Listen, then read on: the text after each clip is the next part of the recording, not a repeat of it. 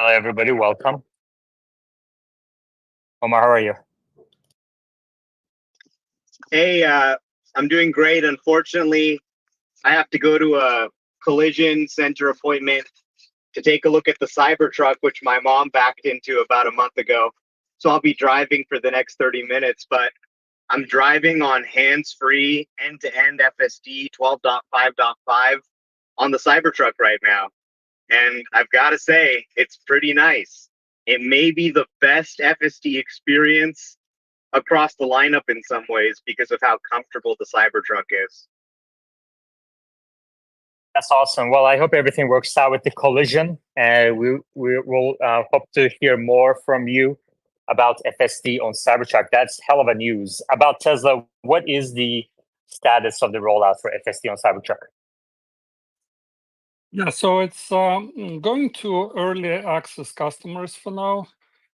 There are just a handful of Cybertrucks listed at Tesla Fi the last time I checked. But it's not, they don't have too many Cybertrucks on Tesla Fi at all in general, so it's hard to judge the exact percentage or anything. So, but I think it's just the early access group, select customers, and we probably will have a bigger rollout in the upcoming days. The release notes, from what I've seen, they do state that this is an early version, so it's like they don't call it beta, but it's essentially is a beta at this point. So they probably will have a couple of further revisions before it goes to everyone. Okay, that's very good. Thank you very much about Tesla. And for those of you watching this on YouTube, Hustle Town, thank you very much for letting me know that the quality is good. And the link to the YouTube video is at the top of our screens. We had back-to-back-to-back record days. And it really helps. I mean, it's all because of the likes. It really helps if you like the video. So please, even if you're listening to this on X, go to the top of our screens, click the YouTube link, and like the video. That's the only way this space is going to get to financially sustainable and scalable status. Robert and then Omar. Yeah, did you see the CATV battery fire in China? I posted it to the purple pill or whatever you call the chat area. Well, we're on FSD right now, so we're going to switch topics. And Robert is going to join us for, hopefully, he's going to join us for AI amateurs tonight. Omar, what do you think about, you had your hand up? Yeah, I just wanted to say that we're probably going to need a few more revisions on Cybertruck FSD. It's very close, but it hasn't quite mastered the Cybertruck. There's a little more data collection needed. So I would expect a few more point releases before we see it go out wider. But it has gone out to a nice handful of people in the early access program. Yeah, it's gone out to quite a few people, actually. I mean, Dirty Tesla has it, and a few others have been posting videos and their takes on FSD on Cybertruck. I mean, that's a hell of an accomplishment, and the initial feedback seems to be positive. It's not perfect, but it's positive, which is what you can expect, I mean, from the first way better than we expected. Way better than expected. All right. Neural nets? Yeah, just wanted to get, Omar, your opinion on FSD takeover with a yoke. I've had FSD for a long time. We've had this circular wheel, you know, if you don't get it here, you get it there, right? It's a big circle. No difference in taking over between Cybertruck and any other vehicle. Thank you, sir. Okay, good. Any other topics, any other takes on FSD on Cybertruck? Any questions, anything that you've seen online that you want to talk about? Dallas, how you doing? Hey, good. How are you? I'm good. JC, how are you? I'm doing good, Yaman. How you doing, bud? I'm doing well too. Ellie, welcome. There's a lot I want to hear from Ellie. There's a lot of news over the weekend. Ellie, what's the latest? Israel attacked Beirut and took out the leader of Hamas. And I noted over the weekend that you increased your estimate of a World War III to 40%, but we're going to get to that in a second. But Bull 2035, go ahead.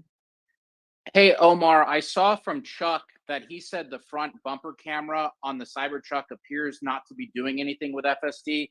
Has that been your experience? And is there any other feature like cameras or anything on the Cybertruck on the outside that you think is not being utilized with your FSD?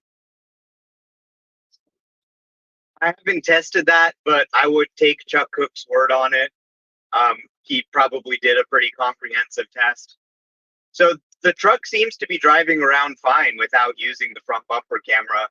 I imagine they'll add it in a future software update. It seems like the biggest challenge in getting this update out was not enough training data. So they probably used some techniques to use the existing training data and try and adapt it to the Cybertruck. But we're really just going to need a lot more Cybertrucks driving this before it can achieve the same performance we're seeing on other vehicles. But I have to say, it's damn close. Like, it is FSD on a Cybertruck. It works surprisingly well, despite the bigger size of the vehicle. But it's not quite ready for release. It's not quite ready for Kim Kardashian. Let me put it that way. FSD on Cybertruck is not ready for Kim Kardashian just yet, but it will be soon, says Omar. Thank you, Omar. That's a very colorful take. And I want to say a quick word of thank you to Hollis and Mika Krajewicki on YouTube for tipping $4.99, $4.99, so $5 on YouTube with a super chat. Thank you, Hollis. This is the way this space is going to get into financial sustainability. We're tracking well, but I really need everyone on X to go up to the top of your screens and like that YouTube video. It really, really helps. Dallas. Yeah, well, we got Omar in here. Is there any reason to believe that it's using four-wheel steering on the Cybertruck right now on FSD? Yes, it is. Okay. Finflexity, welcome. Hi, Aman. How are you? Oh, wow. Look at that sound quality. And you changed your avatar too. It's a new Finflexity. Yeah. So, we actually have a big thing for Tesla tomorrow. If you guys want to, basically recap. Yeah, go ahead. Okay, so tomorrow could be a big day for basically the entirety of mostly Amazon, Apple, and Tesla. So tomorrow we might see a dock worker strike on the East Coast in the US. As of right now, I think Tesla uses the Baltimore port and some in Texas for exporting some cars to the Nordic nations from Giga Texas. However, we don't have actual data about how many ports they are using right now on the East Coast. But anyways, this is going to be a substantial movement for the stock tomorrow. So, we'll have to see, and we'll have to see if the strike actually happens, but it could be a deadly thing for deliveries and production for the next quarter. Well, I mean, let's see, right? So there's a lot going on with this strike. I highly doubt it's going to get to a multi-week type of strike that happened last year with legacy automakers, just because I think it's it's election year.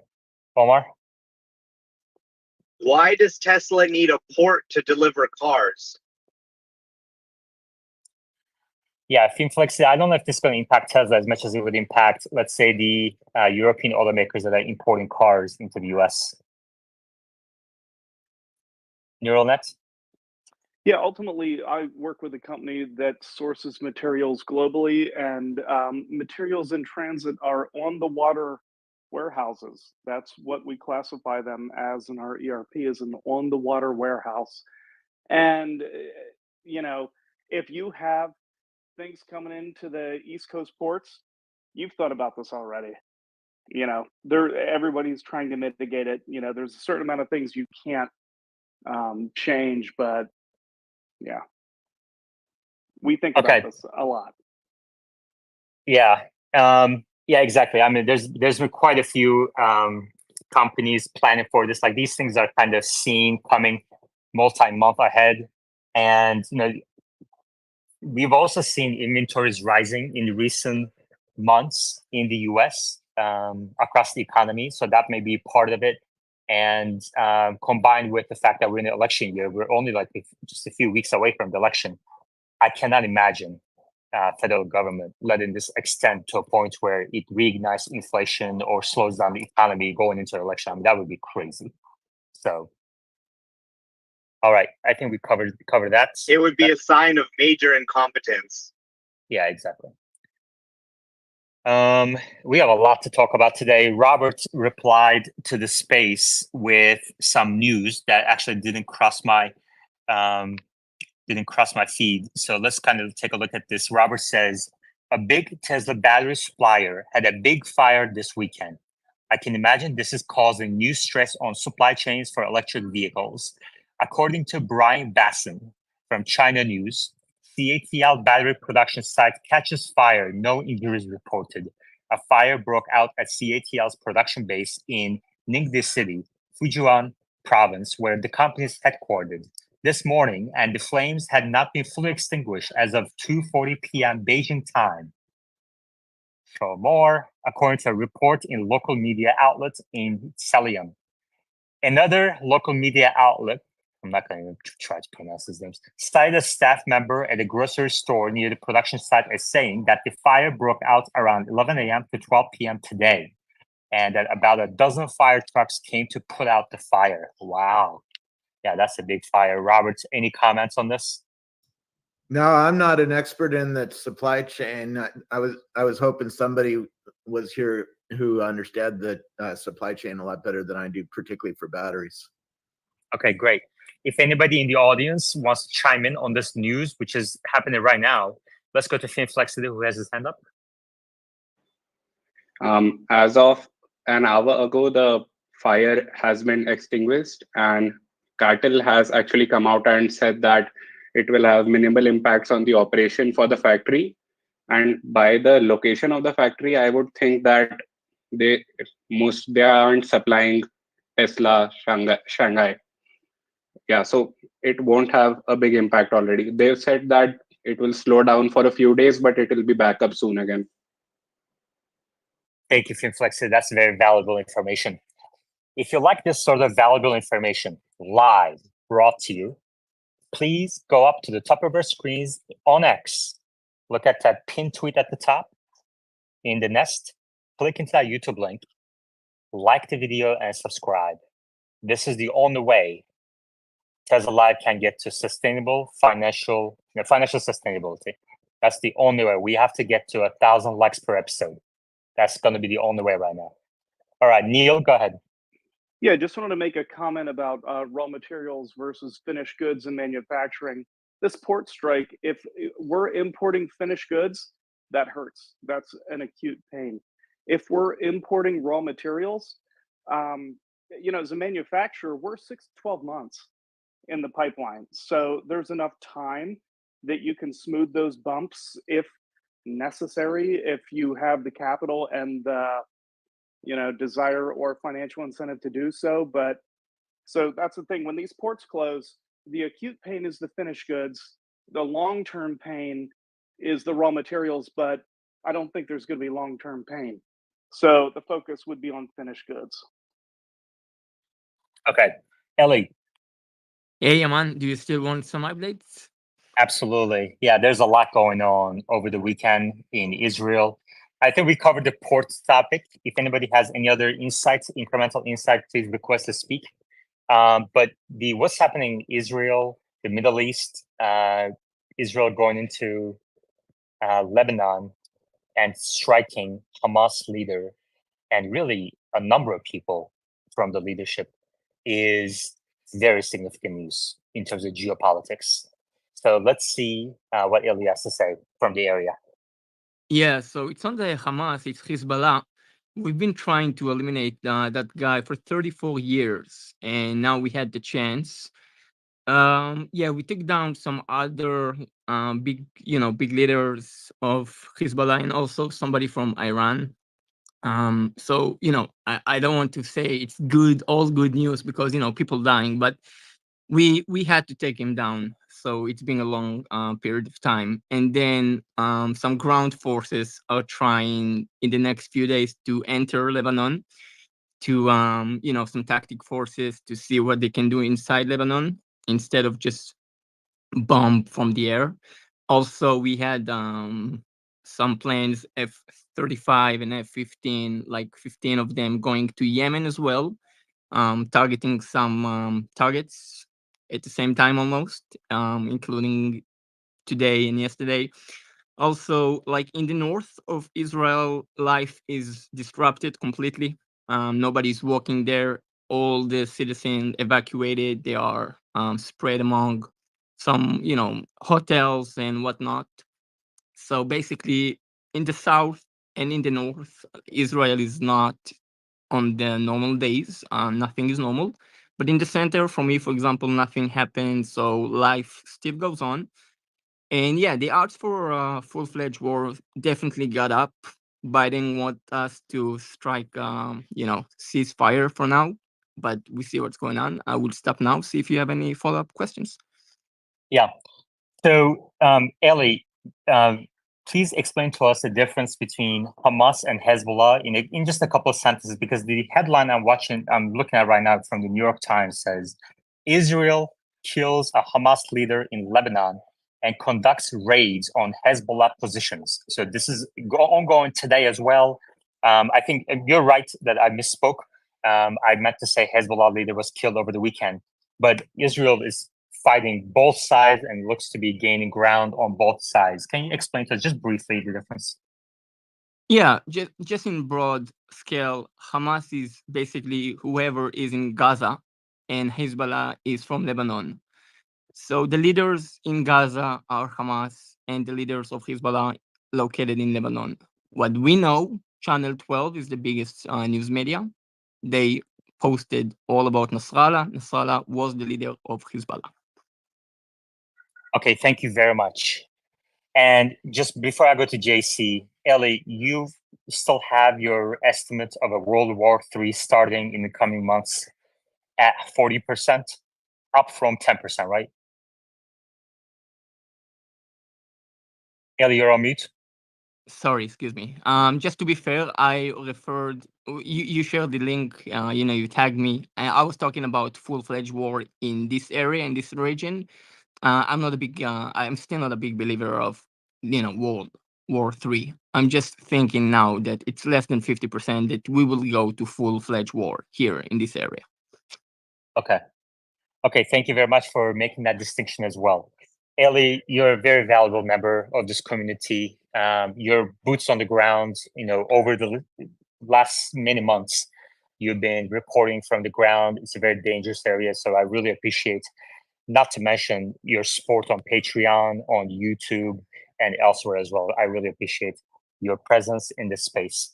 All right, JC.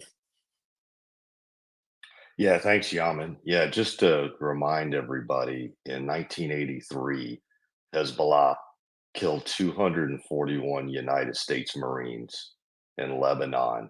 It was the deadliest day in Marine Corps history since the Battle of Iwo Jima. Literally, just 30 years earlier. And over the weekend, Israel killed the mastermind of that attack that killed those 241 Marines. And so I know that there's a lot of other stuff that probably goes around it, a lot of thoughts about World War III. But I'm going to tell you what, as a Marine, somebody who went to boot camp in 1988, and every single one of my drill instructors were directly affected by what happened in Lebanon that day in 1983. And so I thank Israel today. Whatever anyone wants to think about that, go right ahead. I'm a U.S. Marine.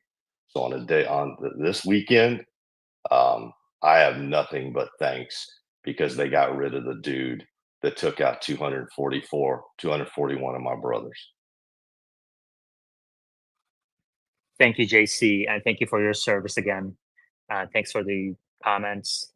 Yeah, it's a fast-paced development. I wish that these wars did not happen, but we also face a reality in the world. So They do happen, and I wish for a quick resolution here. Okay, we have a lot to talk about, and tonight we have AI Amateurs Space at 8 p.m. Eastern, 7 p.m. Central, and 5 p.m. Pacific. Hopefully, Robert Scoble will be there. Hopefully, Omar will be there, and many others as well. And we have a lot to discuss over there too, from OpenAI investment news to new models being released, California governor vetoing an AI bill. So quite a few things to discuss. And sometimes we touch on FSD and Optimus, since they're also obviously AI topics as well. So highly recommend people hop into the AI amateurs space that's also growing pretty fast. All right, Omar, do you think, are you keeping an eye on things in the Middle East? And do you think this should be front and center for Tesla investors? You know, I am keeping an eye on it out of personal interest, but I don't think it's all that material for Tesla investors. It doesn't seem to have changed the trajectory of oil prices yet. If it evolves into a full-fledged war, that could change. But I think Israel is really demonstrating pretty incredible intelligence capability. When you saw those attacks with the pagers and computers blowing up, when you saw this, it seems like getting into a conflict with Israel might be a bad idea.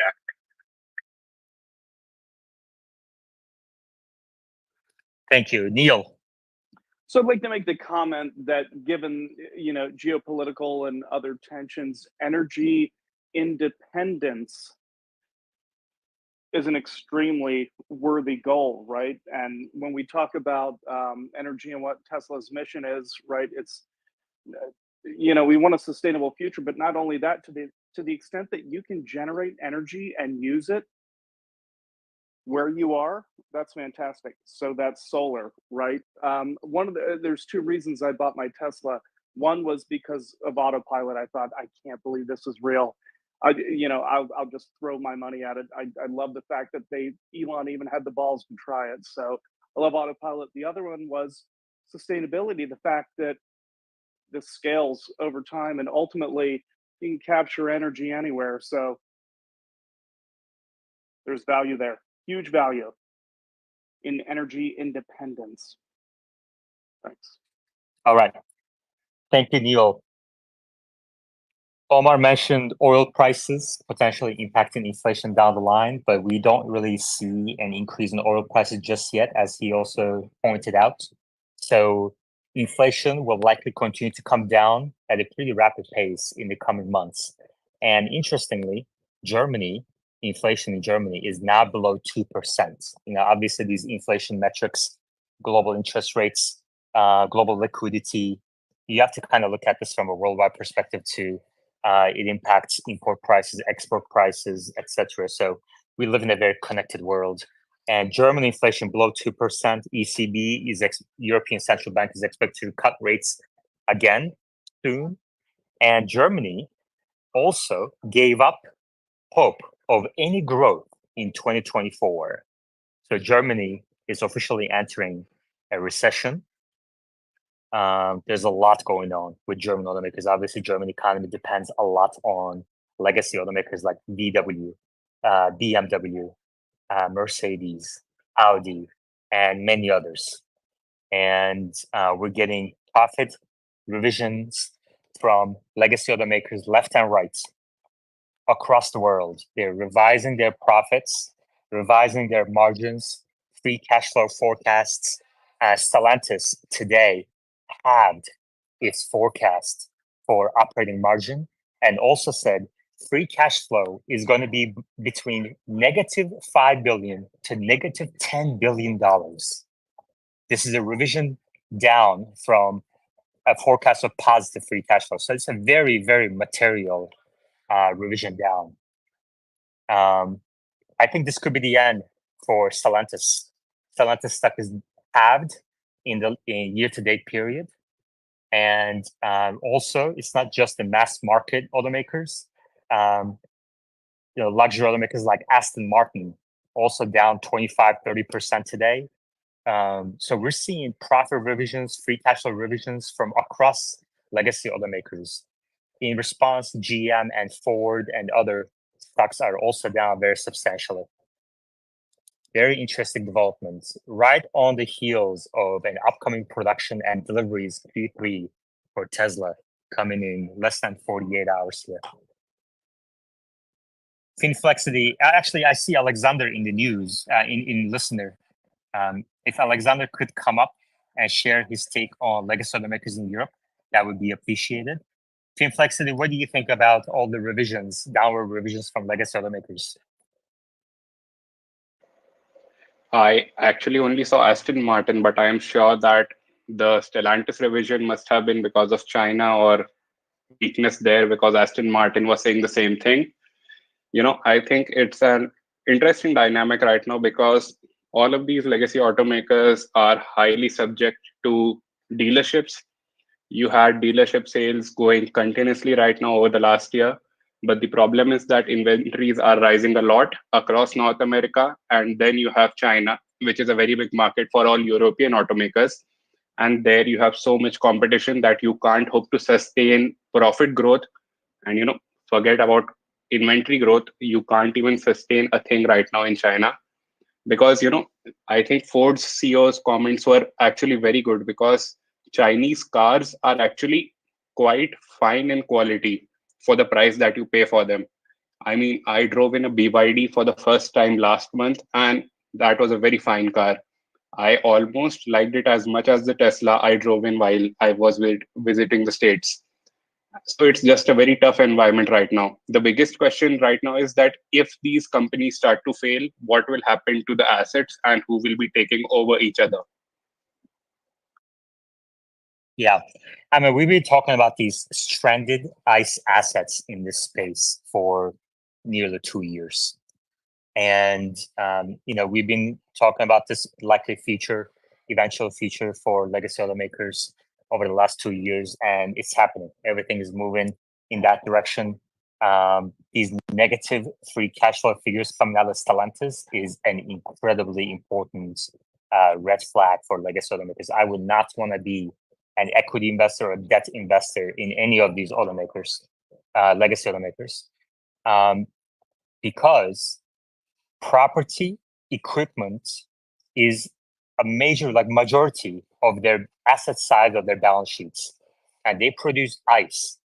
But these assets that produce ICE vehicles really have no value. If they can't turn a profit selling ICE, they have to write down the values of the profit equipment on their balance sheet. We're talking more than $1 trillion of potential write downs. Okay. Backing $1 trillion plus of debt around the world. So this is when the collateral that's backing the debt goes down, you have to also write down the debt values as well, which can cascade into a global financial crisis, potentially. Tesla is best positioned for this because Tesla has a very clean balance sheet, no recourse debt. No recourse debt and very minimal non-recourse debt. So it's a very clean balance sheet with positive free cash flow, positive margins, leading margins really, and it's well positioned for a future where you're only going to see EV sales and robotaxis.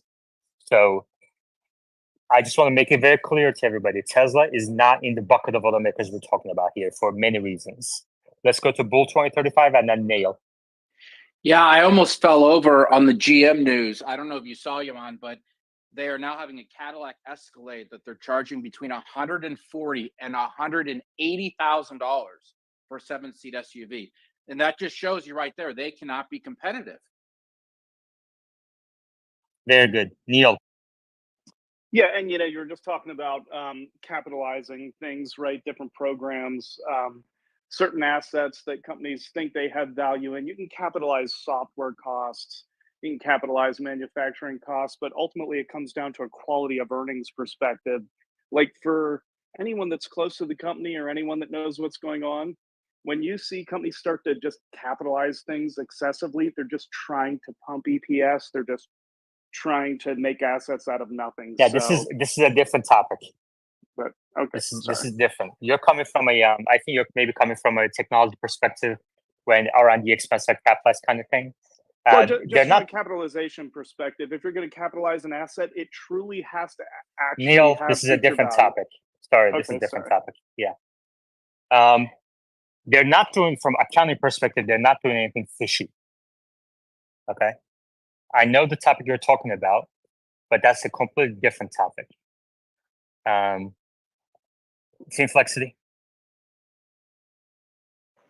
Actually, another bad news for Ford today. We had a Bloomberg intelligence report on how the topmost, exposed firm to China in the US right now is Ford. So basically, this report was measuring not the presence in China, but more of the exposure to Chinese policies and, basically the effect that would have from the Chinese government on the firm. So Ford ranked number one. Then we had Apple, Coca-Cola. Tesla was actually number 5 in the list.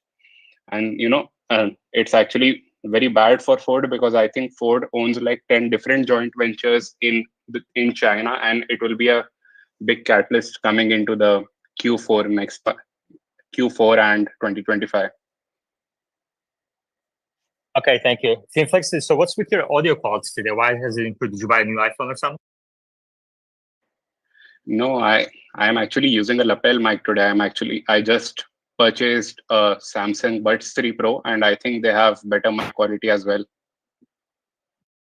Interesting. Well, it's good to hear from you, and it's good to be able to understand, because you actually do bring a lot of value to the speaker board. So, all right, let's see about Tesla. Would you like to give an update on other FSD or non-FSD software rollouts? Sure. Let me pull it out. So, so the version 12.5.4, the one we were so excited about last week, looks like it's been paused since Friday. This is the one that is pretty much the dominant version right now in the fleet, the one that has actually Smart Summon in it. So it went out to 50% of the fleet, and most of those cars have already installed it. And that's 50% of the US and Canada, all the cars, including those that are not eligible. So if you exclude the cars that are not eligible, which is about 1/3 of the fleet, then we are, close to 70% of the market penetration with this version. So it's a pretty big distribution of this version. There are still, as I mentioned, 1/3 is not eligible, and that's the cars on the 2024.32 branch. So we are waiting for the merge. And one of the good news is that the version that went to the Cybertruck is actually 2024.32. So it means that we are likely to get a merged version for the rest of the fleet as well. I'm hoping as soon as this coming months. Yeah, and that will allow. Now, again, it's hard to tell. So when we are talking about those percentages, I want to make sure that everyone understands that this is based on TSLA data. And first of all, we don't have the information about which of those cars are actually using FSD or even have it purchased or subscribed. So it's not something that is available in that data. So that's first of all. And second, TSLA data is not a random data set, so it might be skewed one way or another. So it is okay to look at it from the point of view of what is the percentage of which version in the fleet. but don't jump to any conclusions about like, the take rate or something like that, because we really don't have that visibility into that data. Not yet, so that might be coming later, but for now, that's where we stand. Now, as far as some other versions, so there is a new version that just showed up on Tesla Fi, but I wouldn't pay much attention to it. So any version with 200 or 300 in the end, those are factory builds. And it's just something that, perhaps they changed some component in the car production and they need to quickly update the version to support that component. So that's what usually those factory builds are. And as soon as you get a new car with the factory build, it's usually being updated to some other public version, widely released version. So that's one thing to keep in mind. And so that's basically it. I wanted to. I may have to jump out. It's a busy day, Monday at work. So if anyone has any questions, I'll be happy to answer right now. Okay. Any questions for About Tesla? Go ahead, About Tesla. One last thing I wanted to mention, that I'm about to place some orders from Joa, some accessories for my car. So it looks like they have a very good collection of accessories, and some of them look really interesting. So I'm thinking of placing some orders this week. That's awesome. About Tesla. That leads me to our favorite section. I'm going to read an audio ad for two of our sponsors, which have been instrumental in keeping this space free and open for everybody on X. X doesn't monetize spaces, so this is the only way. And while I read them, I would really appreciate if the 300 people who are listening on X right now and the thousands of people who listen to the recording around the world, if you could please go to the YouTube link at the top and like the video, it would really, really help us out. Okay. Joa, TSLA Live is proudly sponsored by Joa, your go-to source for premium Tesla accessories. Because you're part of the Tesla Live community, Joa is hooking you up.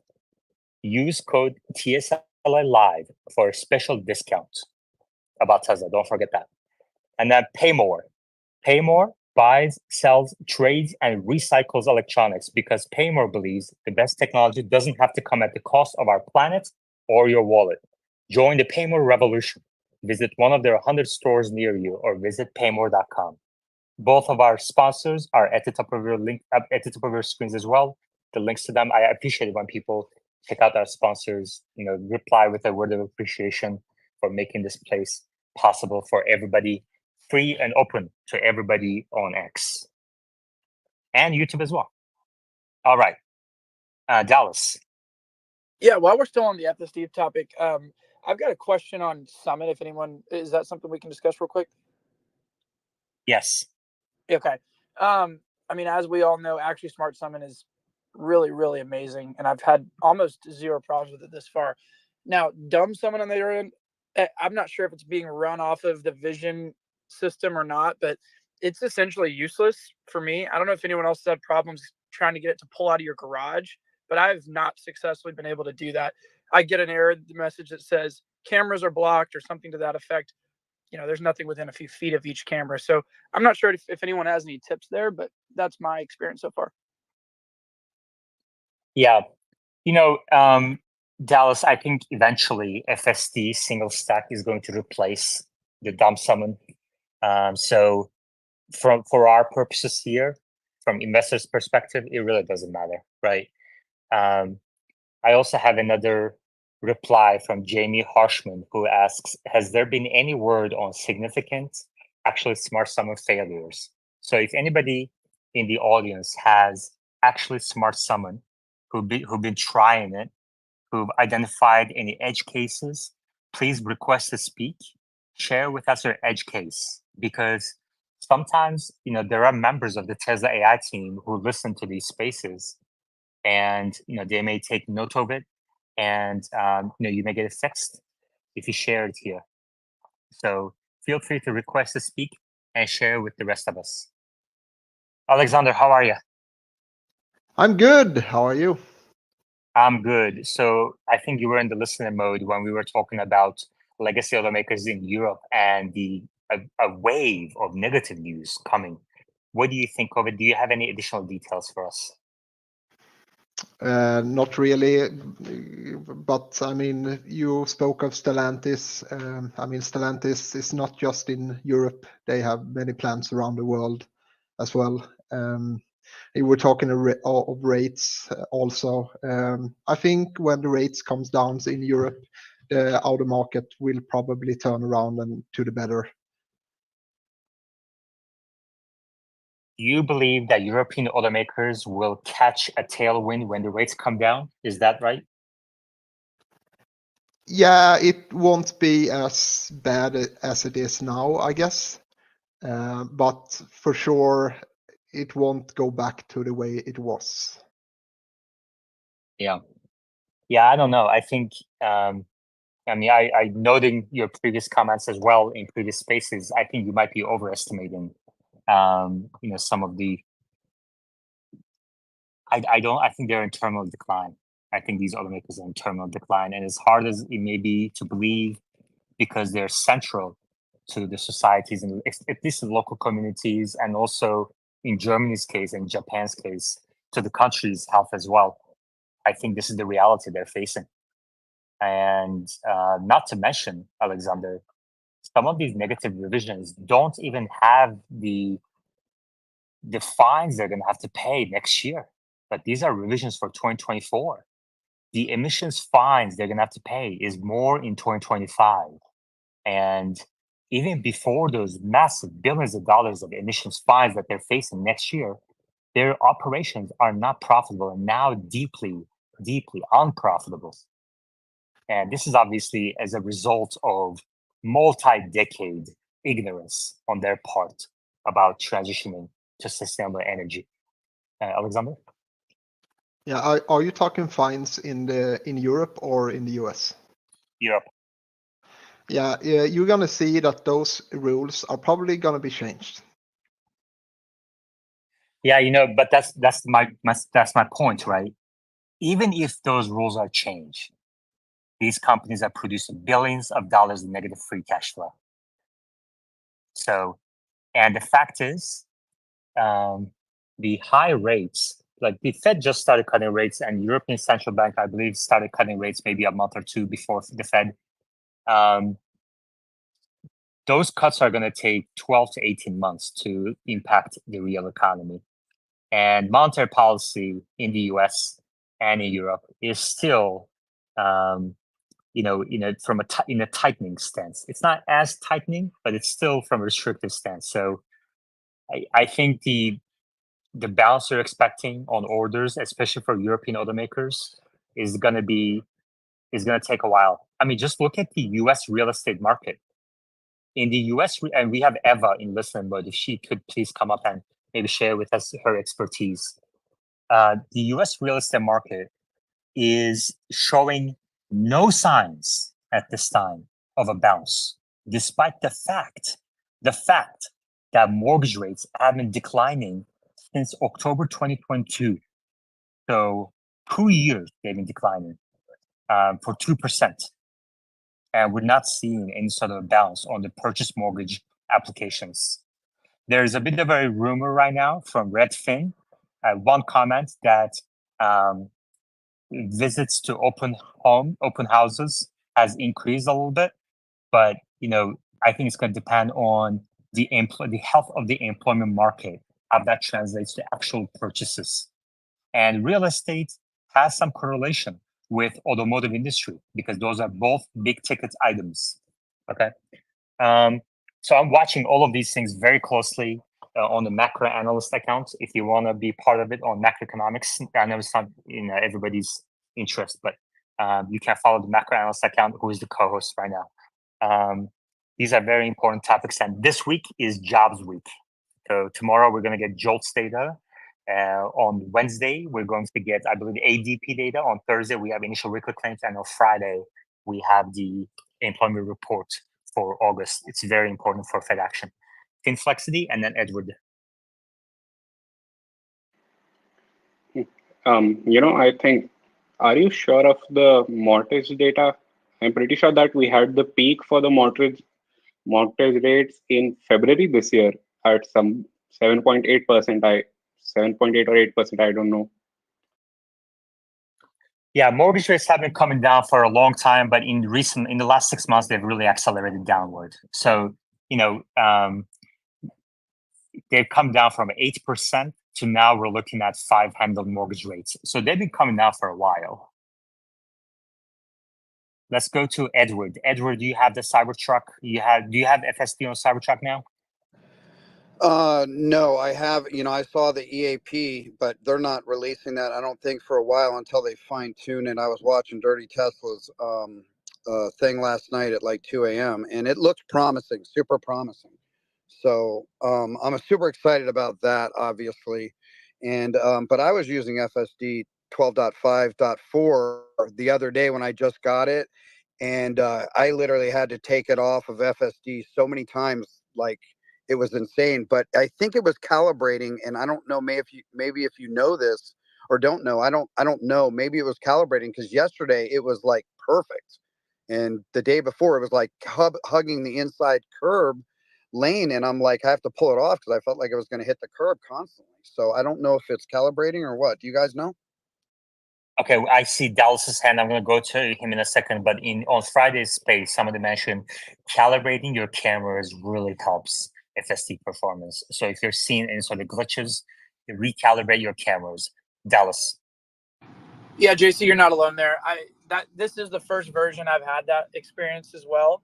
But it's funny you said the curb hugging thing. That was identically my experience. Then today it's been 100% flawless. Okay, that was Edward talking. But yeah, that's good to know. We have a number of people who use FSD on a daily basis on the speaker board. Edward, would you like to say a few kind words to the amazing Tesla AI team so that they send you the FSD update? Yeah, I mean, this team might be one of the best teams in any corporation history as far Sir, as excuse me. Might be. Yeah, okay. Well, they are currently, okay, and hopefully. Oh my gosh, Edward, can you not say a nice thing? Come on, just go all out. Be an Omar for a second. The system is unbelievable. I would never ever do Uber or do driving without it ever again. There's just no way. It's way safer than me personally right now. So people saying that it's not safer and it's more reckless, that's to me not true. That's just, as Gordon said, that's just factually inaccurate, because it is true. It is safer than everybody's car. And I see it on the road. I'm literally driving thousands of miles, couple hundred miles plus a day, every day on it. It is insane how good it is. And this is even 12.3.6 was amazing. And the 5 that I had yesterday, unreal. I mean, it's okay, the best good. program I've ever seen. All right, those are great words for FSD. And could you please teach everyone how to pronounce the name of the leader of the Tesla AI team? If you get this right, I'm guessing that you're going to get the FSD update on your Cybertruck. Aswami? No, the Alaswami? first name. Oh my gosh, Edward, come on. No wonder why you don't have the FSD update. All right. Ashok Al-Swami. Alexander, go ahead. Edward is the new Omar. Exactly. All right. All right. Well, I hope you get the FSD updates. You're a very valuable member of the space, and you've been very positive and supportive of Tesla in general for years. And you post videos, and I know you have a YouTube channel as well. Okay. If anybody in the audience has FSD on their Cybertruck, please feel free to request to speak and share with us your experience so far. Edward? Yeah, one last quick thing. I'm definitely loading more and more shares, buying more shares tomorrow, buying another 10 shares, I think, on Wednesday. This system is convincing me that I don't think that the other car companies really have a chance to do anything except for license the software from Tesla when they finally allow them to do so.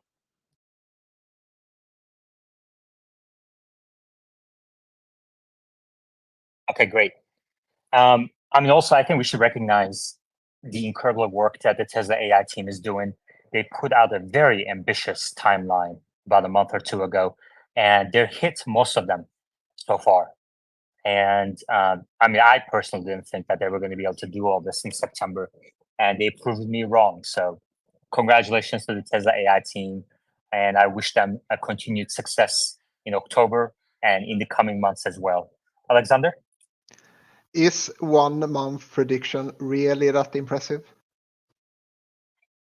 I mean, I think it kind of goes to show that this team is able to put up some extreme milestones, extreme goals, and hit them. You know, shoot for the moon and you'll land on the moon. Sounds like is the motto at the Tesla AI team. Omar is back. We're going to go to him in a second. I see some hands, Dallas, and then Ellie. Yeah, on the timeline point, I mean, I think for a while everyone was mentioning how we were kind of in a little bit of an FSD update winter where we were all stuck in the same version for a real long time. But I think it's pretty clear that we're now starting to see regular updates again. And September's milestones were all hit. In October, there's no reason to not believe those are going to be hit as well. I know they have version 13 on that roadmap, as well as I think reverse for FSD as well. So those are huge milestones, and there's no reason to believe they're not going to be hit. Okay, good. Ellie. Yeah, just a quick question. So, do you think that's also on the timeline? Do you think that from now on, Elon will stop give us forecast, and all forecast will come from the teams, but it themselves? Like that's something that will. I don't know. I hope not. I hope not. I mean, we do need someone optimistic, you know, like Tesla needs Elon. Okay. That's not going to change for a long time. Tesla is a company that's disrupting multiple multi-trillion dollar industries at once. And you can't do that without a charismatic engineering first principles leader that brings everyone together and makes them push their limits. So I hope that continues. We are at 87 likes. Okay. And it correlates highly with number of concurrent viewers. It correlates highly with total viewers, ad revenue, and it's very important that everyone on X goes to the link at the top. Even if you wish to listen on X, take a moment to go to the link at the top and like the YouTube video. Omar, can you please tell folks how important this is? Well, it is so important that 1010 will be a flop if you don't do it. So what are you waiting for? Ashok has said privately to Omar, from what I hear, or to undisclosed sources, that Tesla will boycott the 1010 event and they'll do 1011 if this episode doesn't. Okay, I'm not gonna finish that. Alexander? At the moment has passed. No, come on, bring us back. Let's go. Okay, regarding the timeline, I think the further down the timeline you go, the harder it will be for Tesla to predict.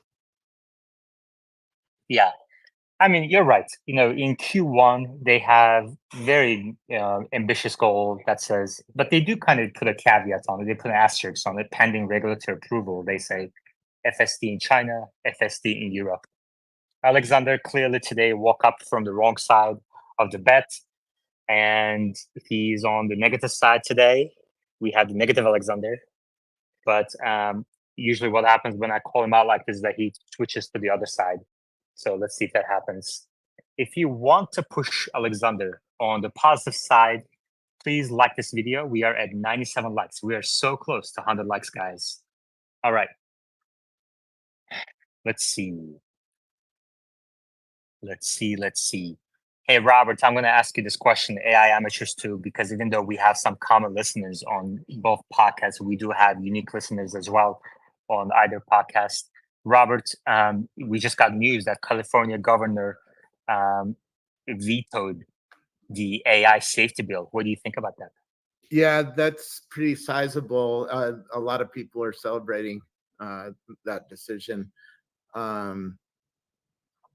I think we need some regulation, but this clearly wasn't the bill to do it. Yeah, he added that he's going to work with the AI leaders in the industry in Silicon Valley and elsewhere to bring together another bill. But there's a lot of discussion. And Robert, I just want to mention that there are quite a few people asking about safety of AI. I see this in replies on X. I see this in replies on the AI amateurs on YouTube. Yeah. And in my personal life as well. So we're going to focus on this topic tonight, AI safety. Okay, great. And also we have news from SoftBank putting in $500 million in OpenAI. OpenAI is doing a fundraising round. So we're going to talk about that tonight as well. Let's see. Omar, is the VP debate tonight or tomorrow? I have no idea. Okay. There's a VP debate coming. This is the last officially confirmed debate. I don't know if there's going to be another presidential debate this year, but we'll see. So I'm going to be on the lookout for comments on that debate. Finflex, do you have any information? Yeah, I think it's tomorrow. I think it was 1st October. Yeah. Okay. Tomorrow, VP debate. And I'm going to be on the lookout for any comments around EVs, Tesla, AI, and bring them to either Tesla Live or AI amateurs. All right. We just crossed 100 likes. Congratulations, everybody. We just crossed 100 likes on YouTube. Congratulations. Next stop, 200. Please go to the top of your screens and click that like button. Alexander. I think Finflexity is an AI. He knows stuff immediately. Yeah, Finflexity is really good. I'm so happy. It makes me so happy that he has good mic quality now too. Okay, good. Let's see. Any questions, comments? Please request to speak. Ellie. Regarding the next space, the AI amateur, if possible, that's a request. If possible, to talk about Figure, Herbert from the YouTube channel Bright with Herbert, and Scott. They visited what's the name of that company, the robot? Figure. So if you guys can talk about it and compare it to Optimus, that would be great. Thank you so much. Okay, sure. Yeah, we talk about Figure AI pretty much every episode on AI amateurs, even if briefly. Their founder has given a number of interviews, so I brought summaries of those interviews, and we compare sometimes to Optimus, compare contrast. And I'm going to be sure to watch that Herbert video of the tour, and then bring some summary points to AI amateurs tonight. All right. Thank you, Ellie. Like I said, this week is jobs week. We have JOLTS tomorrow, ADP on Wednesday, initial weekly payments on Thursday, and the employment report on Friday. Job gains is going to determine whether the Fed is going to do a 50 basis point cut or a 25 basis point cut. Omar, any comments on macroeconomy? We touched on it when you were gone. Any comments, anything you want to add? Things remain very challenged. The rate cut we've seen is not really having much of an effect. Obviously, there are lags in getting that out. 50 basis points is not all that material. So people are happy for the relief, but on the ground at places like auto dealerships, it hasn't been a massive change overnight. Conditions are still the same for the most part.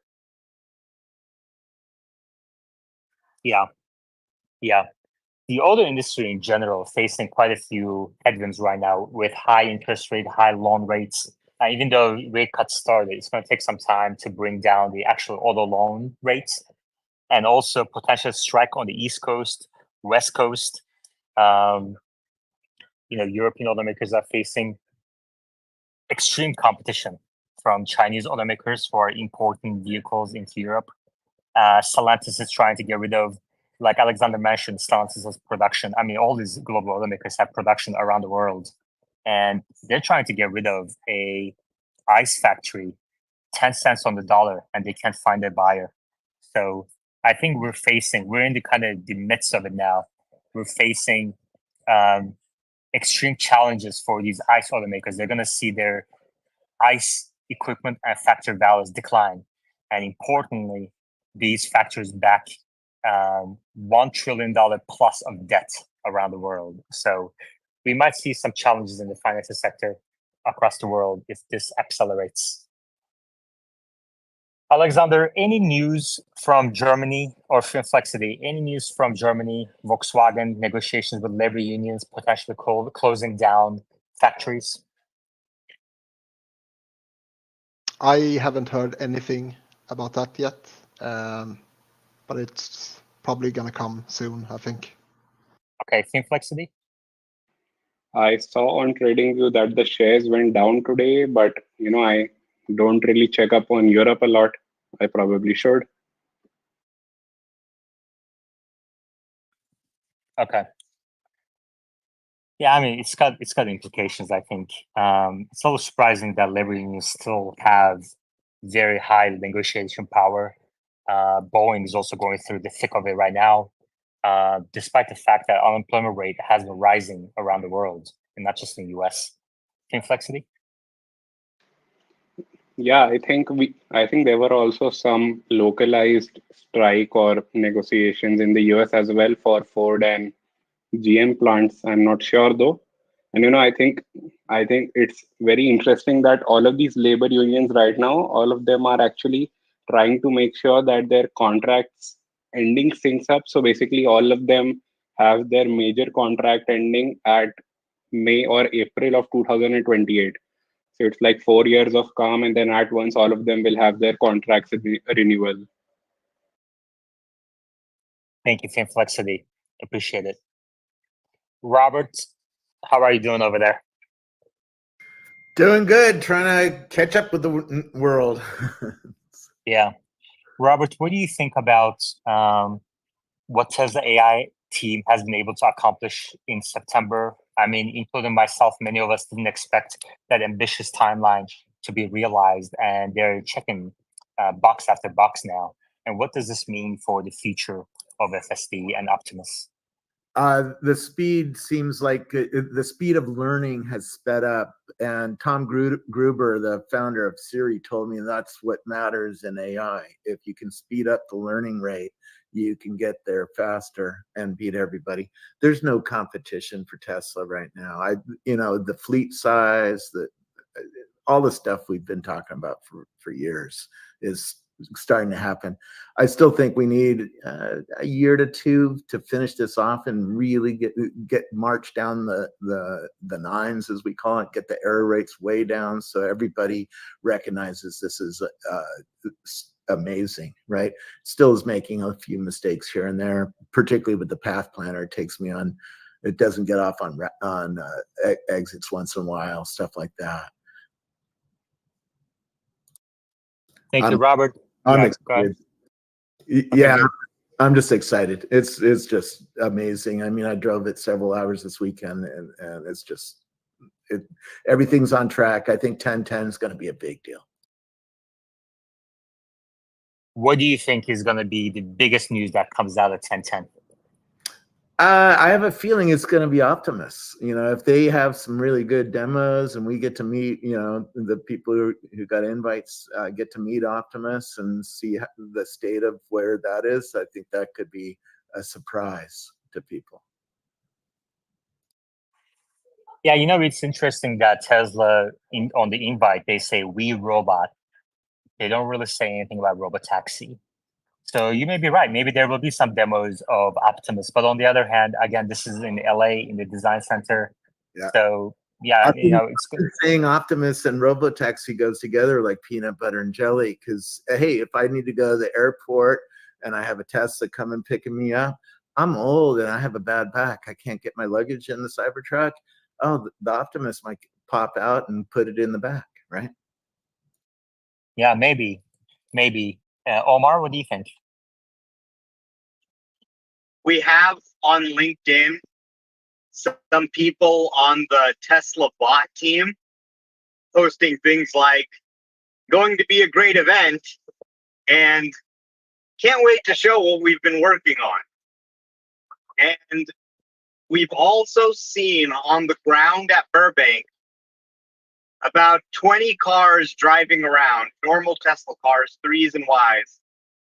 And reportedly, the Optimus team has also been in Burbank working overtime on setting up something. You didn't hear it from me. I met an Optimus team member once who said they're training it to drive. I wonder if it'll get in an older vehicle or a gas vehicle and drive it around. Interesting. Okay, so maybe Optimus will play a bigger role on 1010 than many of us thought. Maybe we'll see some demos like Robert mentioned. Omar just gave a couple of tidbits of information, but we didn't hear from him. We heard from anonymous sources. If you think about remaking transportation from the ground up, you know, when we get robotaxi, we're going to send it to the Home Depot to pick up a screwdriver or something like that. Well, how does it get into the Home Depot? How does it find the screwdriver I need or whatever? Pick it up and get back in the Cybertruck or whatever, and come back to my house. The robot could play a huge role in this effort long term.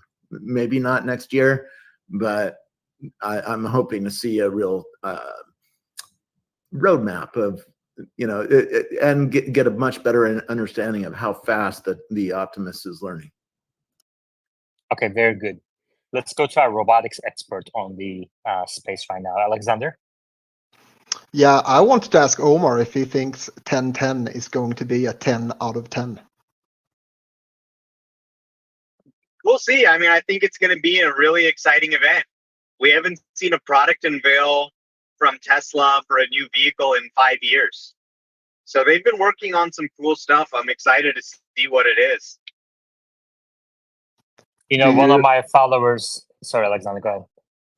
Do you think this event will be a 10-10-10 for Tesla Bears? It's been 10 years in the making. It's All on right. the day of the 10th month. Jokes all around on this Monday. And we're 10 days away. Is the event going to start at 10 a.m.? If you're liking all of these jokes and you want more of it, please come to the speaker board or go to the top of your screens. I don't know why I said please come to speaker board. What does it have to do with jokes? Go to the top of your screens, click the YouTube link button, and please like the video. We are now up to, let's check one more time, 114 likes. Thank you very much, everybody, for supporting this space. Likes really help push it out to new viewers. I see data that day. It's really amazing how impactful it is. So no wonder every YouTube creator talks about how you should smash the like button. And I see Machine in the crowd as well. He's welcome to come up. And I'll make an exception and not interrupt him today. Dallas? Yeah, I still think we're going to see a contactless charging solution demoed. Yeah, I mean, there's a lot of potential. Big news here on 1010. I'm really excited for the event. We're only 10 days away. Optimus is the contactless charging solution. Yeah, lots of different combinations. Jimmy. Yeah, are we talking about FSD, 12.5.4 by chance today? Yeah, we're talking about FSD, Optimus, whatever. You have a question? What is it? Well, yeah, I feel like my car's gotten dramatically worse now that I'm on the new update. It's literally slamming its brakes on at, intersections where I have the green light. It's not like once in a while, it's at every single green light. Like I have tons of videos on it. It's really annoying. Just wanted to know if anyone else is experiencing this. Not at all. Not once. So maybe recalibrate your cameras, but that's not an experience I'm having at all. And I've put dozens of hours into it. It can be Yeah. different for different people. So if it doesn't think it has good visibility, it might do something like that. That sounds like a bug. I have heard other people mentioning it. So hopefully they have a fix out soon.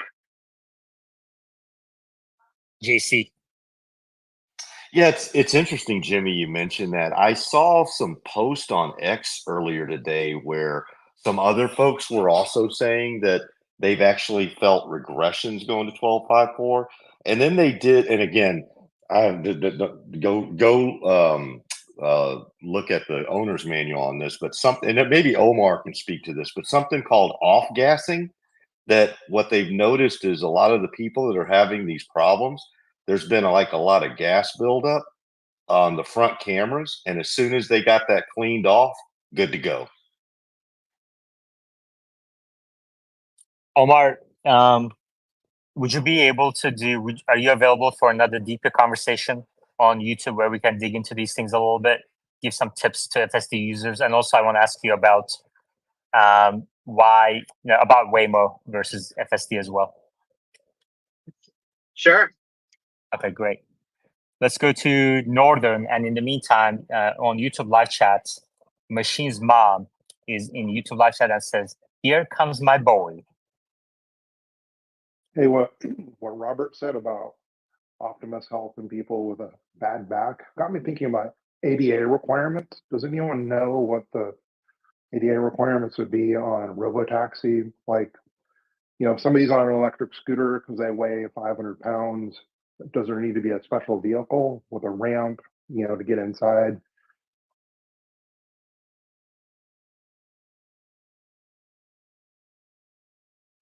Wheelchair accessible vehicles would be on the network to order too.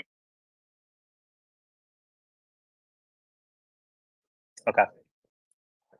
Yeah, I mean, Northern, we don't have that on the Uber right now, right? Yeah, how does Uber handle that? I think there's an option you can request, but not every car has to have that support. Yeah, I mean, Uber has a vehicle accessible option, a wheelchair accessible option. And also in most cases, you can just kind of get in the car and maybe ask the driver to put your wheelchair in the trunk. So that's kind of how Uber handles it. Yeah. All right. Uzi. How are you? I'm back from 2 weeks of travel. Excited to Good. be in the greatest space on X. Thank you. You can say that again. And AI amateurs tonight, 8 p.m. Yeah. Eastern. You excited for AI amateurs tonight? Oh my God, I was posting about meta glasses. I'm going to rant in that space tonight. Yeah, I want to dig into tonight. I really want to understand the adoption rate of AI by the masses is fast, but I would have expected to be much faster. I use chatbots for so many different things throughout the day, and part of it is because what I learned in AI amateur space. So I highly recommend people come up to the AI amateurs, join us at 8 p.m. Eastern, 7 p.m. Central, 5 p.m. Pacific tonight. It's a fast growing space, and we share lots of good new information, which also then helps us understand Tesla better as well. So think flexi, then Alexander. Yeah, I mean, we'll talk about this on the AI space, but I think it's already much faster than the adoption rate for internet and everything else was back in the day. Yeah, of course. I mean, that's for good reason, right? The world is much connected. I mean, when I was living in Turkey in the 90s, you would see a Hollywood movie come out in the US, and then only a year, 2 years later, it would come to Turkey. But nowadays, it's instant, same time. You see that the world just has gotten much faster too. But when I talk to people in my personal life, somebody who doesn't follow Tesla or AI closely, even Tesla owners, they ask me questions like, "What is FSD?" I'm like, "Are you serious?"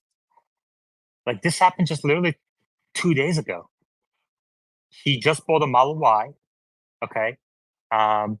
She's had it for more than 6 months. And I was talking about, my space, and we talked about FSD, and she's like, "What's FSD?" I'm like, "Are you serious?" And she said, "Well, I tried it." So after I explained, I'm like, "Well, I tried it when the free trial came out, but then I'm not gonna pay for that." I'm like, "Okay." And then she asked about fart noises because her kids really like the fart noises, and she couldn't get it to work, so we got it to work. Anyway, come to AI amateur space because I want to talk about like what are some of the strategies that we can develop to accelerate pace of AI adoption by humanity. I think this is very important. I want to understand what the problems, what the bottleneck is, and how we can accelerate it. Alexander? Yeah, I think most people haven't heard of FSD or AI, or most people have heard of AI, but they don't know why or what to use it for. Yeah, exactly. Exactly. Or they've tried it like 6 months ago and it wasn't perfect. So now they shied away. Uzi? I also believe people don't attach FSD to AI because it's not a chatbot. Whereas Tesla is building real world AI, which might be a little bit hard for people to tie them together. Yeah. All right. Bring some suggestions. Think about these things before tonight's space. We have a few questions on YouTube live chat. Let me see if I can scroll back here from Matt Senko. Matt asks, let's say, he says, it's mind-blowing FSD for Cybertruck is ready. How do you think they did it? Did they just process all the Cybertruck data, or were they able to train off of different models? Omar, what do you think? Do you think Tesla was maybe using some Model X data as well?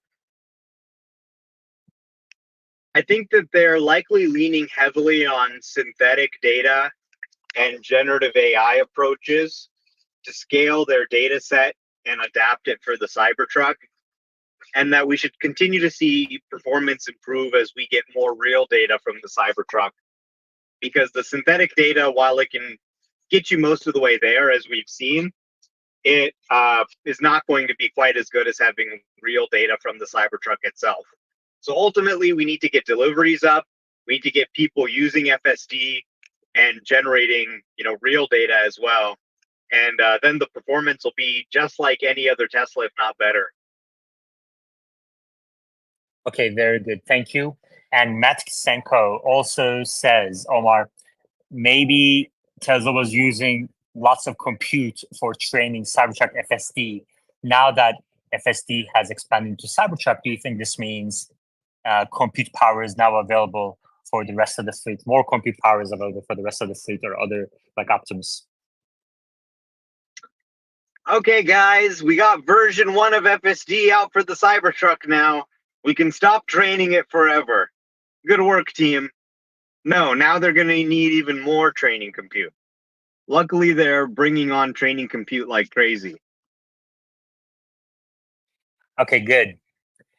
Matt Senka, thank you for the questions. A great supporter of the space and the YouTube channel as well. He also says 1010 binary alludes software. I expect they have a working software stack already. And Real Zertec says, as I've said, the reason there is no +1 for 1010 ticket is one Optimus per guest. Okay. Okay, let's see. What else? Amy says, confirm VP debate is Tuesday, tomorrow. Any other questions, comments? Please request to speak. If you have FSD on your Cybertruck, please request to speak and share with us your experience. Uzi. I just wanted to ask Omar, between every dot release or point release, are they retraining the model? So for Cybertruck, they're continuously using compute no matter what. Not every release is a full retrain of the model, but the major releases are. So 12.4, 12.5, 12.6, those are brand new models, retrained from the ground up, often with new model architectures, techniques, features they're trying to add, etc. The smaller point releases are fine tunes of the model to get it to behave more like they want it to.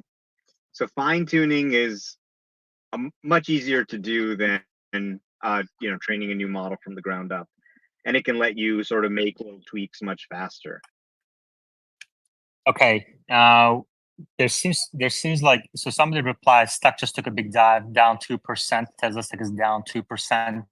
This seems to be a market-wide issue. I see Dow Jones just took a dip as well, 0.7%, NASDAQ 0.5%, S&P 500 0.5%. So let's monitor the news. Finflexity, do you see any news, or anyone? Do you see any news that are impacting stock market?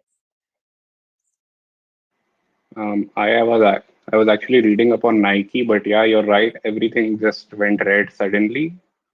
No, I don't All think. right. If anyone knows the news, there's clearly some news going on. If anyone knows the news, please request to speak.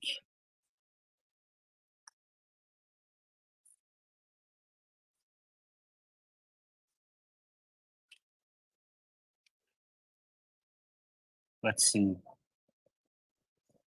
I think Powell said something. I'm seeing something on the timeline, but I don't know. Yeah, Powell had a speech today at 1:55 p.m., so you might be speaking. Maybe that's possible. Alexander? Yeah, everyone just take a look outside and see if you see a mushroom cloud or not. Yeah, man.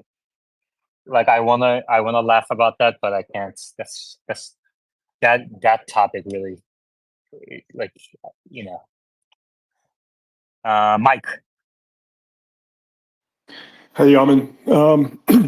Yeah, Jerome Powell is speaking. That's probably the reason why interest rates ticked up a little bit in the last couple of minutes. He said that after. Sorry, I'm out of breath. I just went for a jog. Powell said that after the latest BAE release, it has removed some of the risks that the committee saw for the economy.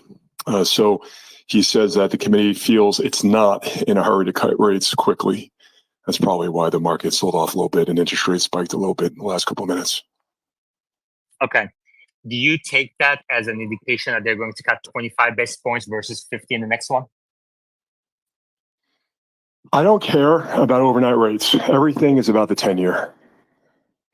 10-year was at 5% the very beginning of November of last year. That's when the Treasury, Janet Yellen, changed the schedule of issuance. And then we had that big rally the second week of November. I don't care about overnight rates. Everything, when it comes to consumer credit, is not dependent on overnight rates. It has everything to do with the 10-year. So the 10-year bottomed a couple of weeks ago, and it's been slowly backing up a little bit. The best way to look at the 10-year on a real-time basis, just look at TLT. TLT was at 101 a few weeks ago, and now it's down to 98. I don't think they're going to cut as much as the market is expecting. What I look at, I think the most important data point is income tax withholding. That's public information. You can get it right from the Treasury website. And it's in the latest 3 weeks, it's up 6.5% year over year. So the economy is absolutely fine, as tax withholding indicates. So I think the expectations are a little ahead of where the Fed is. Okay. I see the short-term yields moving up. So the market is interpreting Powell's comments as that the next cut is going to be a 25 basis point cut versus a 50 basis point cut. But what I really encourage people to keep in mind here is that the Fed will get a lot of data before the next meeting. We have 2 unemployment reports, a series of inflation reports, and an election. So it's too early to jump to a conclusion what the next cut will be.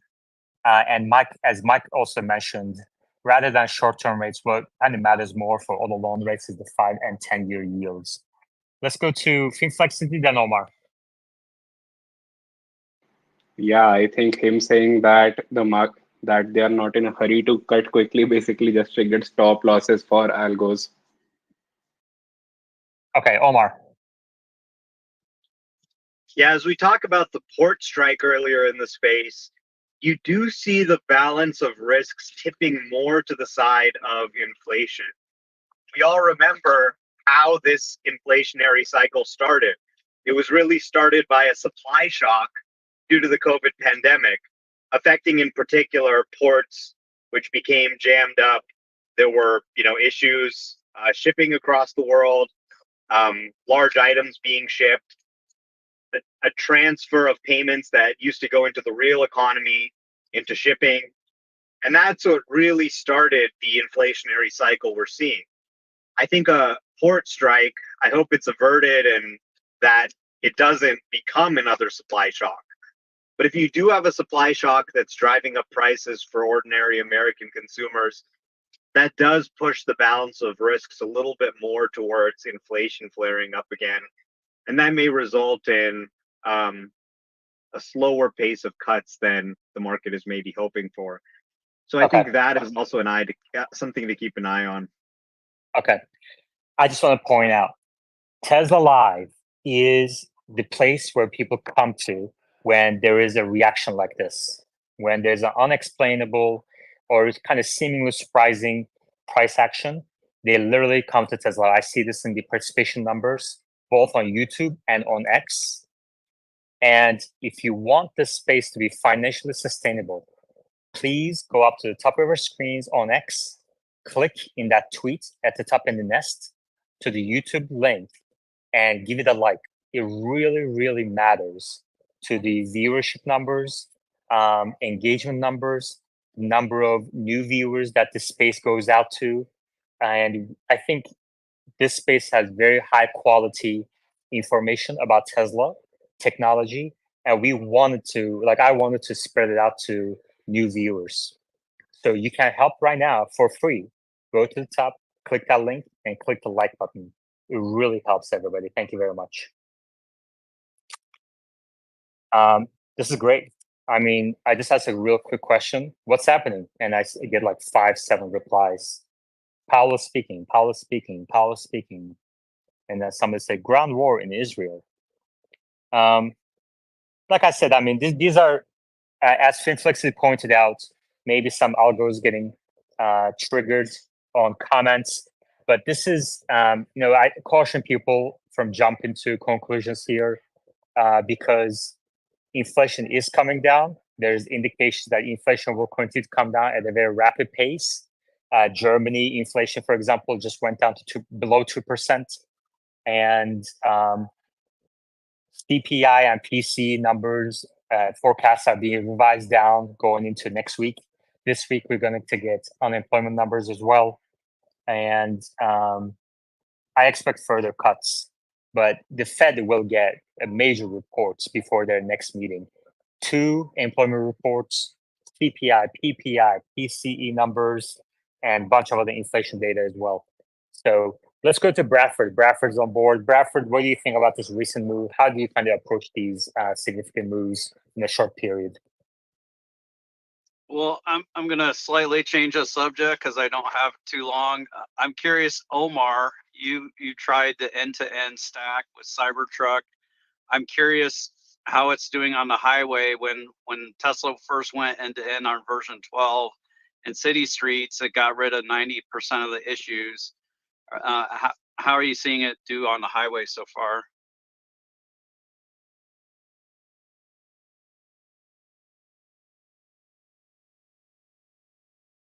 Can you guys hear Omar? No. Okay, I'm going to bring him down and bring him back up.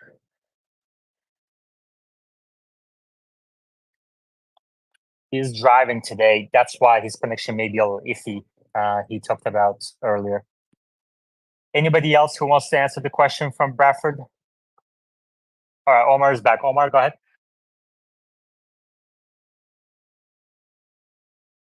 Omar, try again. Hey, sorry, I'll be back home in 5 minutes. But so far, what I'm seeing for end-to-end is it's a similar jump in performance that we saw on city streets going end-to-end. It just feels so smooth and stable and comfortable. It's able to do crazy maneuvers. It was going to miss an exit in my video last night, and it just kind of went over the area like a human would and made the exit anyway. So it's very promising what I'm seeing. It is a little bit slow, but I'm a little bit afraid of Cybertruck FSD, so I'm not too upset about that. But overall, end to end on the highway looks like a similar jump in performance that we saw on city streets. It's funny how many issues that people tell me about are highway issues. I have to say 70 to 80% of the issues I hear about from people are highway issues. So this should be shipping to other cars within a week or two as well. Does it also seem chill around semi trucks, Omar? It is amazing. It is really good at knowing where in the lane to be with all the obstacles. It's very good at lane placement, and it can make some incredibly tight lane changes on the Cybertruck. It's very, very impressive. And ramps getting on, not wait until the last second, or I mean, I've never really had that issue. Freeways are a little bit different here in LA, so you have to try it in your own area to know for sure. But yeah, it's it's a completely new model.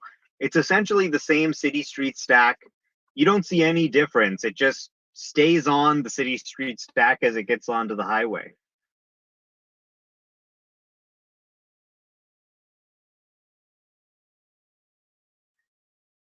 Bradford, are you still lighting up on your Tesla stock? no, we just did once.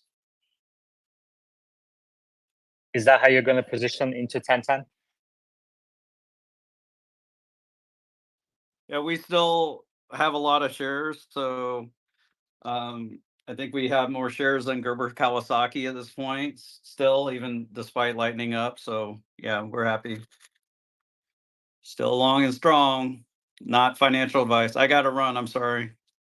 Hey, Alexander. I didn't put my hand up. Dallas. No, I had an Omar question, but he left. Okay, what's your question? I was just curious if this is the version that he's confident enough in to do that coast to coast drive he was talking about. He'll say yes. Let's guess. He'll be back in a couple of minutes. Mike, let's talk some macro.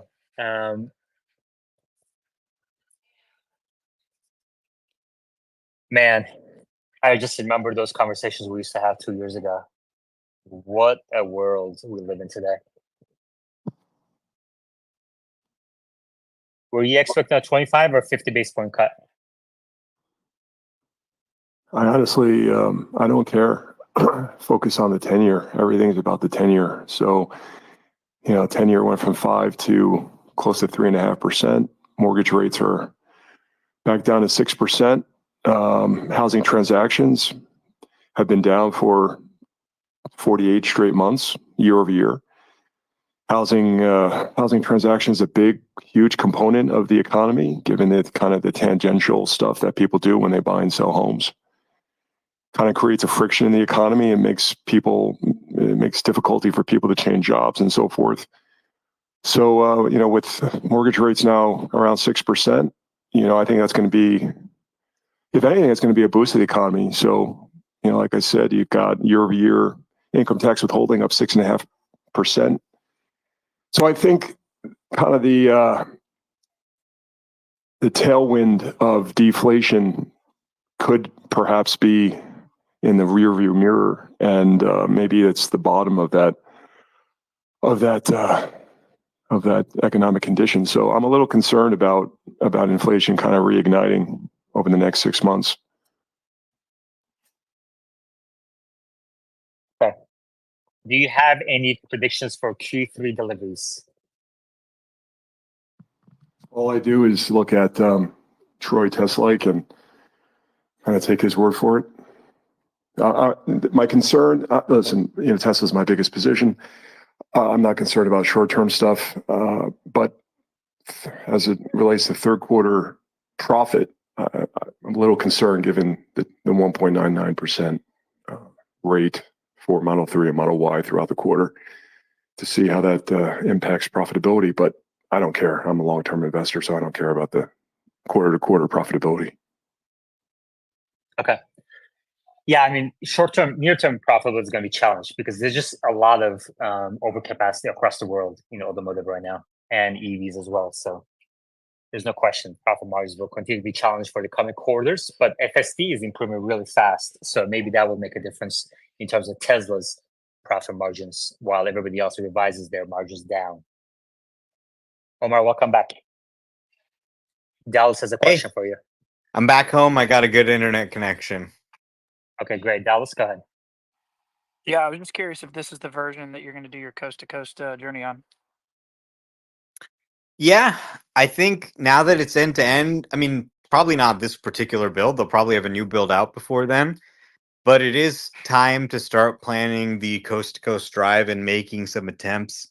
I think with the end to end on highway, the chance of it making it across without an intervention is very high. But what I'm seeing in this first build so far is still a little bit of rough edges. For example, we were taking a freeway off ramp and it kind of took it a little wide. It kind of felt like it was getting, maybe going to scrape up against the rail or something. So it seems like they need a little more training data to kind of get the level of miles per intervention to the same as I'm seeing on my Model 3. But maybe in October we could potentially try it. You don't want to do it when it gets too cold, so October might be a good first attempt. And then if it doesn't work, or let's say there's like 3 interventions or something, we can try it again in March, and so on and so forth until it gets done without an intervention. Okay, great. We're going to continue to talk about FSD and Optimus, but I just want to take a moment to remind everyone we have 140 likes on YouTube, and we have 25 minutes to go. If the number of likes go above 250 while we're live, 250 in the next 20 minutes, we'll keep the space going. So please take a moment to go to the link at the top, click the YouTube link, and on YouTube, like the video. All right. Uzi. No, I recommend when I do that, giving everyone like 20 seconds to go through the ads, because then I'll miss part of the space. Yeah. All right. I'll read the ads while folks on X take a moment to like the video, because this is very important. Tesla Live is proudly sponsored by Joa, your go-to source for premium Tesla accessories. And because you're part of the Tesla Live community, Joa is hooking you up. Use code TSLA Live for a special discount. And pay more. That pays more for your electronics. Buys, sells, trades, and recycles electronics, because Paymore believes the best technology doesn't have to come at the cost of our planet or your wallet. Visit Paymore Revolution. Visit one of their 100 stores near you, or visit paymore.com. And About Tesla mentioned that he's going to use the TSLA Live code to get his discount when he orders on Joa. All right, let's see. The number of likes right now is at 151. If it goes to 250, we'll keep the space going for longer. Alexander. How many times does FSD need to be better than the average American driver to be unsupervised? I think that's going to matter by jurisdiction. But on a federal level, Omar, what do you think?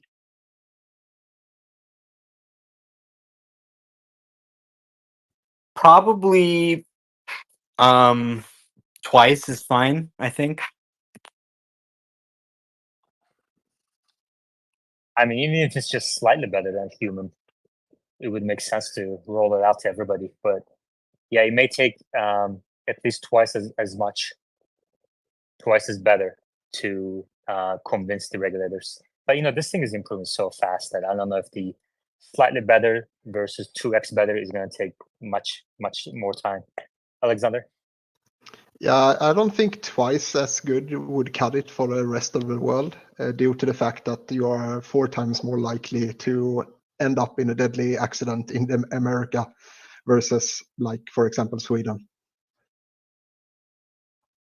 I don't think you get it, okay? It's going to be better than everybody. People who don't adopt it in their country will die. More people will die. And it will become quite clear from the statistics.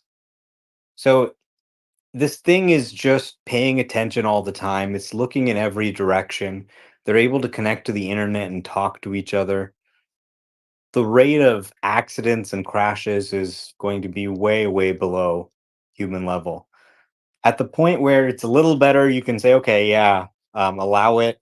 By the time it's twice as good, meaning half as many people are dying. So in the United States, that would mean 20,000 lives saved a year. You know, if you have got a technology that could save 20,000 lives a year and you're not deploying it because what? It needs to be 10 times better, you have blood on your hands. So it would be a level of bureaucratic incompetence that we have never seen before. To have a life-saving technology, imagine we got the cure for cancer and, you're not letting people use it. Well, it needs to be twice as good at curing cancer as a surgeon. No, just give it to people, right? This is important. And that's what I think will happen. Thank you, Omar. And thanks for everybody letting me know. Man, people are counting number of likes right now. Amy, Uzi, there are people letting me know in the replies to the X space that they liked it. Thank you very much. I appreciate it, everybody. We are up to 163. Alexander and Scott. Yeah, but like twice as good in the US is like twice as bad in Sweden. So it needs to be better overall, right? No, No, by I jurisdiction, don't by think that's country. true. Yeah, by jurisdiction. I mean, these things are going to change by jurisdiction. Scott? It's going to be better than humans in the United States. It's going to be better than humans in Sweden. It's going to be better than humans in Timbuktu. It's going to be better than humans in China. Okay, so the thing doesn't get distracted. All over the world, I don't care what part of the world you're from or what your skin color is, you get distracted. Okay, I don't care what your city looks like. People do get distracted, especially in the age of smartphones. All over the world, people have two eyes. With maybe some rare exceptions, people generally have two eyes facing forward. The car has cameras facing every direction. A human doesn't know that a motorcycle is coming behind them. They may change lanes and hit that person on the motorcycle and kill them. The car can look back while it's also looking forward. Okay. So it has these advantages over humans everywhere. The car has driven 1,000 lifetimes. It has seen so much stuff from driving over 1,000 lifetimes, way more than even a 40-year-old or a 50-year-old. These are the reasons why it will outperform a human everywhere, not just in Europe, not just in the United States. And by the way, I mean, it already works in Europe, and they demoed it to regulators and they said they had a zero intervention drive on FSD 1236 in Germany that included roundabouts and all kinds of stuff. And this isn't some kind of fanboy who's lying. This is the Swiss Transport Authority who said this, okay? So it's going to be better than human everywhere, not just in one country. Yeah. It's going to be better than every human everywhere. No question about it. Alexander? So, Sorry, Scott. yeah, thank you. So kind of along the same line, unsupervised. Did you guys see those posts yesterday? All those zeros for was it Tesla Korea, and they're trying to crack the code. And someone said that they It's think zero that. down, 0% interest rate. I mean, what else can it be? Well, someone was saying they're thinking unsupervised on 1010, No, and they're like, and I'm like please that cannot. stop. I agree, that cannot be the case. So Okay. I just thought that was But interesting. then why are you pushing it? I just wasn't said trying to down, push it. 0%. All right. Okay. Hey, we're gonna launch unsupervised FSD version 0, whatever that means. But by the way, there's no version 0 in software. But hey, we're gonna launch FSD supervised version 0. How should we announce it? Oh, let's post on the Tesla Korea account. That'll really, surprise everybody. No, it's probably not that. It's probably just like Yaman said, 0% interest, something like that, zero down. It makes sense. Someone said it was like a fact, and I'm like, wait a minute, let's not. Thank you. We're moving on. I've heard some version of this. Oh, Tesla must have some secret version of FSD that's like unsupervised. And I mean, they are developing a version of unsupervised FSD, but don't expect that there's some secret version that just performs, dramatically better. I think probably what's on our cars is a good reflection of what the current capability is. All right. Uzi, then JC. Sawyer just quote posted a Tesla Semi allegedly using FSD. Check out the commenters page. Okay, JC.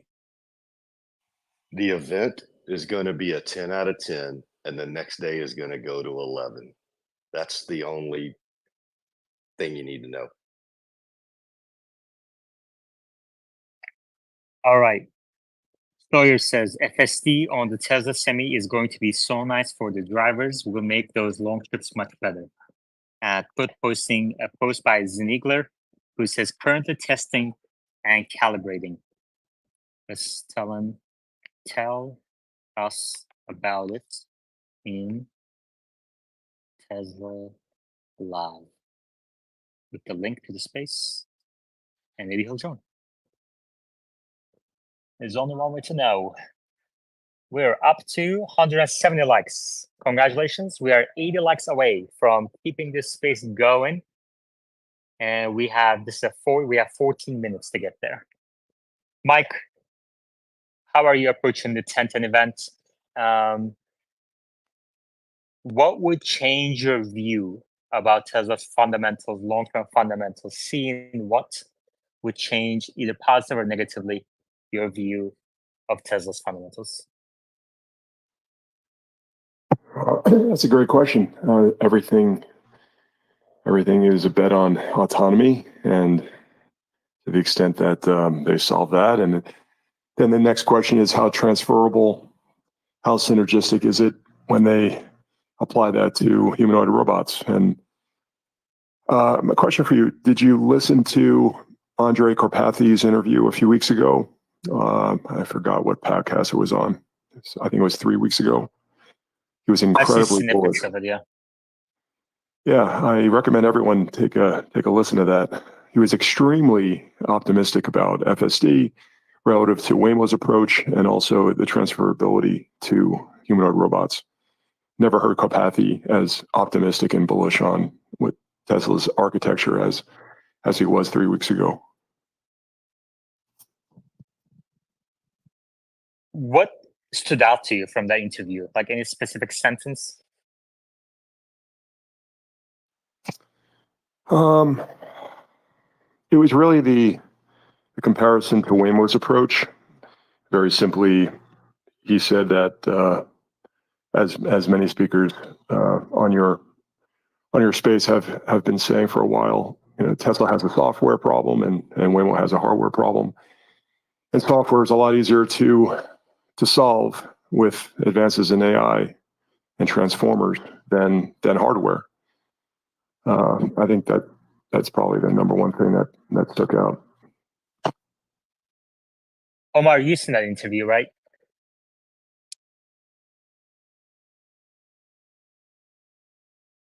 Yeah, I saw a great interview.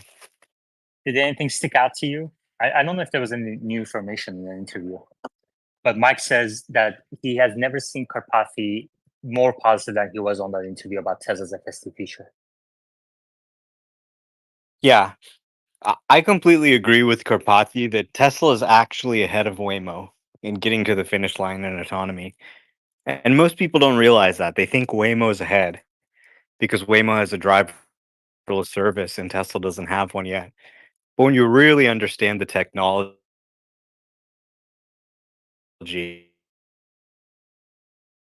I agree with Mike that really. You're cutting off all of the boat, but that's actually exactly what I want to talk to you about on our next deeper conversation on YouTube. There seems to be a huge chasm between what the facts are, what the likely future is, and what people think is going to happen or is happening between Waymo versus FSD. So there is room to improve understanding and we can do that on a deeper conversation. And what I want to do is actually go through the data that they announced, and I'm going to ask you how we should interpret this. Is this comparable to FSD or not? And we're going to go in detail into that conversation. Omar? Yeah, I think Mike was making a really great point about the transfer between FSD and Optimus. It really is fundamentally the same problem. Whether you're telling the motors in the car how to move, or you're moving the motors in a virtual hand or leg, the tools to make it work are the same. So Tesla has demonstrated the strongest FSD ability I've ever seen. The ability to just show it anything and it can handle it with a level of accuracy that is, top of the world. And I think that really transfers over into Optimus much more than people realize. So I think that could really be a focus of the event. This isn't the Cybercab unveil on the invite. It's the We Robot event. And I think the story they're going to tell is really about these robots working together, whether it's a Cybercab or a semi truck or an Optimus. Together, you can really automate entire businesses. Uzi. Well, I just want to point out, I believe the relationship between FSD and Optimus is more indirect. I don't think training FSD directly leads to a better Optimus, whereas the organization might be more capable of producing Optimus at scale with the software better. But the training is completely different.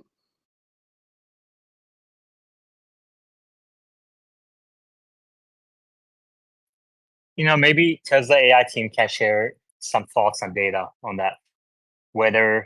Because I think this is actually very important, whether Tesla's development of FSD directly impacts the pace of development for Optimus, or is it more kind of like institutional knowledge is increasing because they have experience training AI models?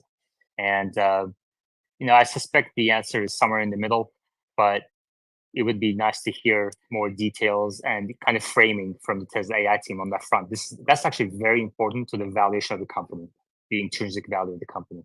And when people like investors think about Optimus versus Figure AI or others, that's why it's very important. Uzi? Yeah, I just want to point out 1X gave the example with the robotaxi, saying with robotaxi, you can go to the source where there's an edge case and retrain on that road. It's a public road. But whereas with a humanoid, if you're with a household and it's being told to hold an egg, you might not have the exact scenario as the same thing.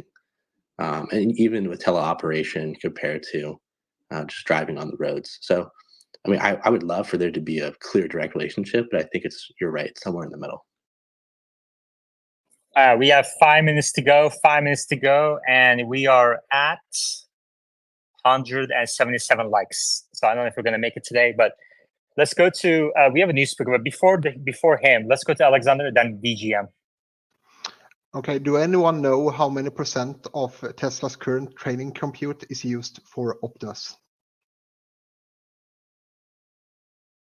Omar? Yeah, I think the overlap is a lot more than people realize. Like, obviously, there's some differences. The robot is moving hands and legs while the car is moving wheels. Obviously, one's operating on the road, one's operating inside. But the compute cluster is the same cluster. And it's not necessarily that obviously there are Optimus specific jobs and there are FSD specific jobs. But they talked about, for example, using the same occupancy network they used in the car. And that network just has the job of taking in images and generating a 3D representation of what space is free and what space is occupied. So that network, it was trained to work inside, outside, whatever. And the same model could actually work on the robot or the car. Actually, the first Optimus, they just took a car computer, took some cameras, and had it walk around the parking lot. And it was able to do it because without even training any Optimus specific models, other than moving the legs, because all of those path planning, perception nets were just literally copied over straight into the Optimus.